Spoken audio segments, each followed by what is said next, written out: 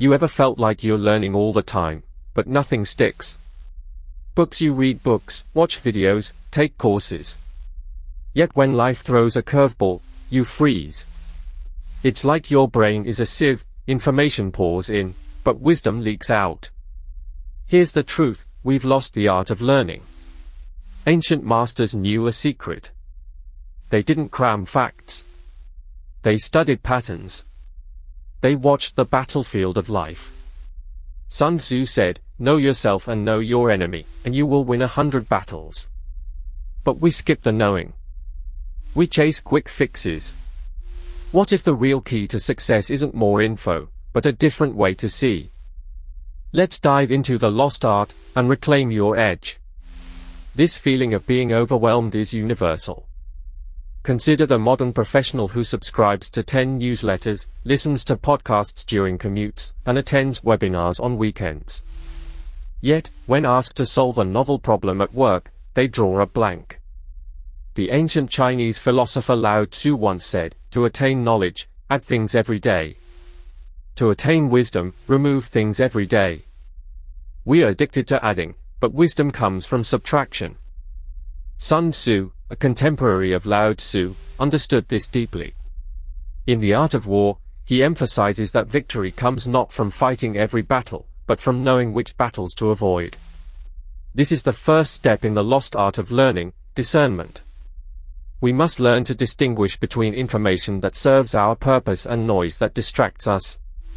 The I Ching, the ancient Chinese divination text, echoes this in hexagram 4, Youthful Folly, which advises seeking wisdom from those who have walked the path before. It warns against the folly of thinking we can master everything alone. So, ask yourself, are you learning, or are you just collecting?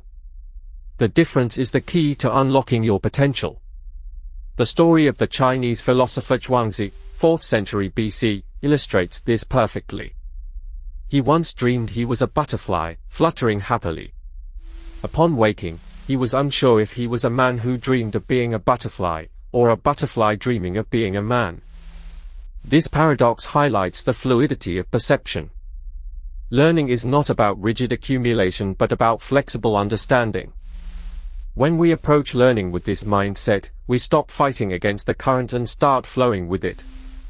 The ancient masters knew that true learning is a transformation of the self, not just an addition to the mind. So, let's begin this journey by acknowledging the problem. We are drowning in data, but starving for wisdom. The solution lies in the ancient art of strategic learning. The problem is modern overload. We are drowning in data. Every scroll, every notification, every new skill demanded. But learning isn't about quantity, it's about quality.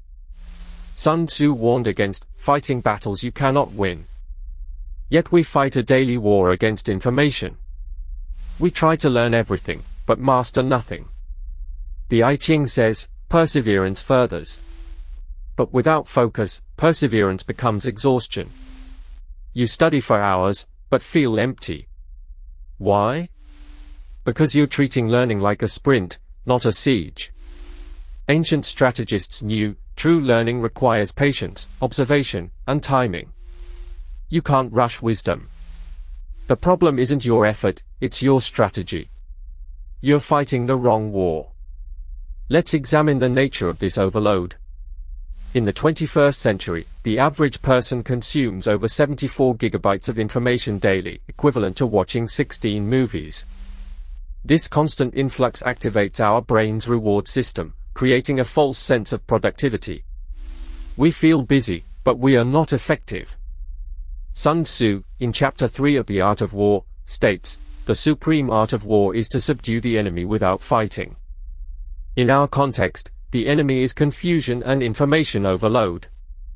We don't defeat it by consuming more, we defeat it by strategic withdrawal. The I Ching, in hexagram 23, splitting apart, warns of decay when we overextend.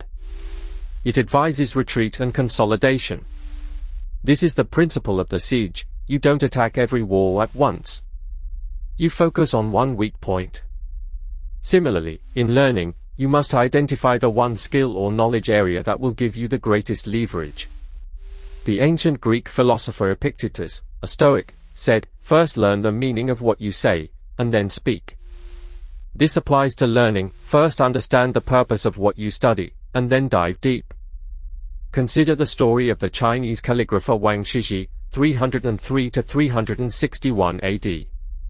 He practiced calligraphy so diligently that he wore out his brushes and even the stone on which he mixed his ink. But he didn't practice randomly. He observed the flow of water, the movement of clouds, and the shape of trees. He integrated these patterns into his art. His learning was not just repetition, it was observation and adaptation. He didn't fight the brush, he became one with it. This is the siege method, focused, deliberate practice with a clear objective. The overload of modern life is a battlefield. You are the general. You must choose your battles wisely. Stop trying to learn everything. Start mastering one thing at a time. The I Ching says, "The wise man adapts to circumstances as water adapts to the vessel." Be like water. Flow around obstacles. Focus on the essential. This is the first step in reclaiming your learning edge. Ancient wisdom has the answer. Sun Tzu's art of war isn't about fighting, it's about knowing when not to fight. The same applies to learning. He said, "The supreme art of war is to subdue the enemy without fighting." In learning, the enemy is confusion. You don't fight it with brute force. You observe. You adapt. The I Ching teaches the power of the creative, understanding the moment. When you learn, don't just absorb. Ask, what pattern hides here? How does this fit the bigger picture? Sun Tzu's secret, appear weak when you are strong, and strong when you are weak. In learning, be humble enough to pause, but bold enough to apply. This is the lost art, strategic learning. Let's delve deeper into this concept. Sun Tzu's philosophy is rooted in Taoist principles, which emphasize harmony with the natural order. The I Ching, or Book of Changes, is a cornerstone of this worldview. It teaches that change is constant, and wisdom lies in adapting to these changes. Hexagram 1, the creative, represents the power of the universe, pure potential. When we learn, we tap into this creative force. We don't force knowledge, we let it unfold. The ancient Chinese strategist Zhuge Liang, 181 to 234 AD, exemplified this. He was known for his empty city strategy, where he left the gates open and played the zither, convincing the enemy that an ambush awaited. He used observation and timing, not force. In learning, we must adopt a similar approach. Instead of attacking a difficult concept head-on, we can approach it indirectly. For example, if you are struggling with a programming language, don't just read manuals. Build a small project that interests you. Observe the patterns of the language. Adapt your approach based on errors. The I Ching says, "The superior man is modest in his words but abundant in his deeds." Apply what you learn immediately. Theory without practice is like a sword without a blade. Sun Tzu also said, "If you know the enemy and know yourself, you need not fear the result of 100 battles." In learning, the enemy is the subject matter, and yourself is your learning style. Know how you learn best. Are you a visual learner? Use diagrams. Auditory? Listen to lectures. Kinesthetic? Build prototypes. Adapt your strategy to your nature. This is the essence of strategic learning. The story of the Chinese mathematician Zhu Chongxi, 429 to 500 AD, illustrates this. He calculated pi to 7 decimal places, a feat not surpassed for centuries. He didn't just memorize formulas, he observed the patterns in geometry and adapted existing methods. He used a siege approach, breaking down the problem into smaller parts. This is the lost art, learning with intention, observation, and adaptation. By doing so, you subdue confusion without fighting it. You become the master of your learning. Let me tell you a story that proves this. Bow and arrow in 500 BC, a general named Sun Tzu was asked to train the king's concubines into soldiers. The women laughed. Sun Tzu gave orders, they giggled. He repeated orders, they still laughed. Then he beheaded the two leaders. The rest obeyed instantly. The lesson? Learning without discipline is chaos. But Sun Tzu didn't just punish. He observed their behavior first. He saw the pattern, they didn't respect the process. He adapted. He used timing and consequence. Today, think of your own learning. When you fail, do you just push harder? Or do you step back and see the pattern? The I Ching says, the wise man adapts to circumstances as water adapts to the vessel. That's the secret, adapt, don't force. Let's unpack this story in detail. The king's concubines were not soldiers, they were entertainers. Sun Tzu understood that they lacked discipline not because they were incapable, but because they didn't understand the stakes. He first gave clear orders, which they ignored. He repeated them, and they still laughed. At this point, many would have given up or used more force. But Sun Tzu observed the pattern, the leaders of the group were setting the tone. By beheading them, he didn't just punish, he changed the group's dynamics. He adapted his strategy to the situation. This is a powerful lesson for learning. When you encounter a block, don't just push harder. Observe the pattern. Are you distracted? Are you using the wrong method? Are you trying to learn in a noisy environment? Adapt. The I Ching's hexagram 29, the abysmal, represents danger and difficulty. It advises caution and reflection. When learning gets hard, step back. Ask, what is the root cause? Sun Tzu also said, the general who advances without coveting fame and retreats without fearing disgrace, whose only thought is to protect his country and do good service for his sovereign, is the jewel of the kingdom. In learning, advance without coveting the appearance of knowledge. Retreat without fearing the shame of not knowing. Your only thought should be to master the skill. This is true discipline. The story of the Chinese painter Wu Daozi, 680 to 760 AD, further illustrates this. He was commissioned to paint a mural of a landscape. He painted it in a cave and then walked into the painting, disappearing. This legend symbolizes the ultimate integration of learning and self. Wu Daozi didn't just paint, he became one with his art. Similarly, when you learn, don't just absorb facts. Become one with the skill. Practice until it becomes second nature. Adapt like water. Force like a river. This is the ancient secret. How to apply this today? Bullseye: start with one skill you want to master. Stop trying to learn everything. Sun Tzu said, he who knows when he can fight and when he cannot will be victorious.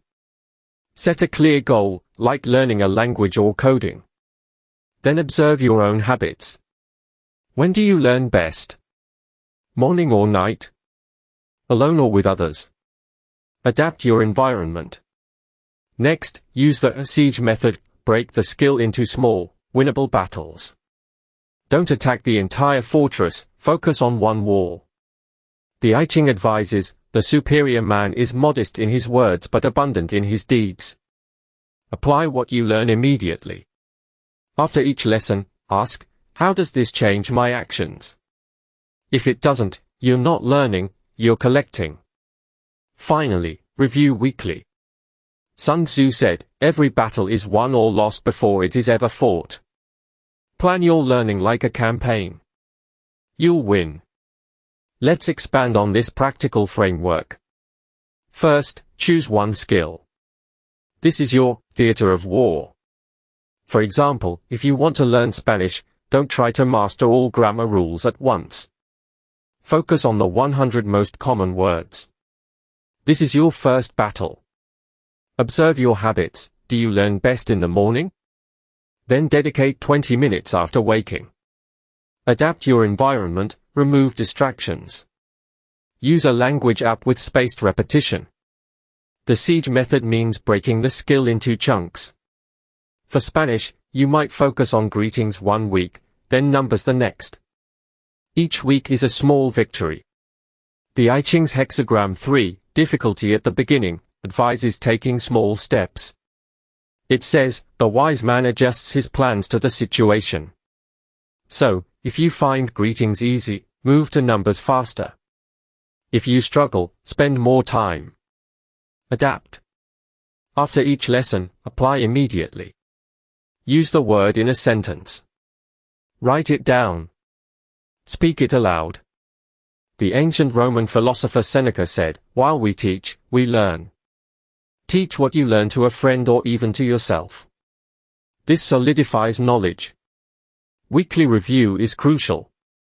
Sun Tzu said, the victorious strategist only seeks battle after the victory has been won. In learning, review your progress each week. What worked? What didn't? Adjust your strategy. For instance, if you find that you forget words quickly, incorporate more visual associations. The story of the Chinese scholar Sima Guang, 1019 to 1086 AD, illustrates this. He was known for his exceptional memory. His secret? He used a siege method of reviewing. He would read a passage, then cover it and recite it from memory. If he made a mistake, he would start over. He didn't move on until he had mastered that section. This is the essence of strategic learning. Plan your campaign. Execute with discipline. Adapt with wisdom. You will win. So here's the closing reflection. Sunrise: the lost art of learning isn't about memorizing more, it's about seeing clearly. Sun Tzu's secret: in the midst of chaos, there is also opportunity. Your overloaded mind is chaos. But within it lies the chance to master one thing deeply. The I Ching says, return to the source, and find peace. The source is your own awareness. Stop chasing information. Start observing patterns. Adapt like water. Act with precision. You don't need more courses. You need a strategy. The ancient masters knew, learning is a lifelong war, but the victory is in the process. So take a deep breath. Step back. See the battlefield. And then, move with purpose. That's the art. That's your success. Let's reflect on this final wisdom. The chaos of modern life is not an enemy, it is a teacher. Sun Tzu said, opportunities multiply as they are seized. In the chaos of information, there is a pattern waiting to be seen. The I Ching's hexagram 2, the receptive, represents the earth, which is open and yielding. It teaches that by being receptive, we can contain and nurture. In learning, be receptive to the patterns around you. Don't force understanding, allow it to emerge. The ancient Chinese poet Li Bai, 701 to 762 AD, wrote, "The birds have vanished into the sky, and now the last cloud drains away. We sit together, the mountain and me, until only the mountain remains." This is the state of deep learning, becoming one with the subject. When you study, don't just observe from a distance. Immerse yourself. Become the mountain. The lost art of learning is not a technique, it is a way of being. It requires humility to admit you don't know, patience to observe, courage to adapt, and wisdom to act. Sun Tzu's final lesson is, know yourself and know your enemy, and you will win 100 battles. In learning, know your own mind and know the subject. This is the path to mastery. So, as you go forward, remember, you are the general of your own learning. Choose your battles wisely. Observe the terrain. Adapt your strategy. And above all, enjoy the journey. The victory is not in the destination but in the process of becoming. That is the lost art. That is your success.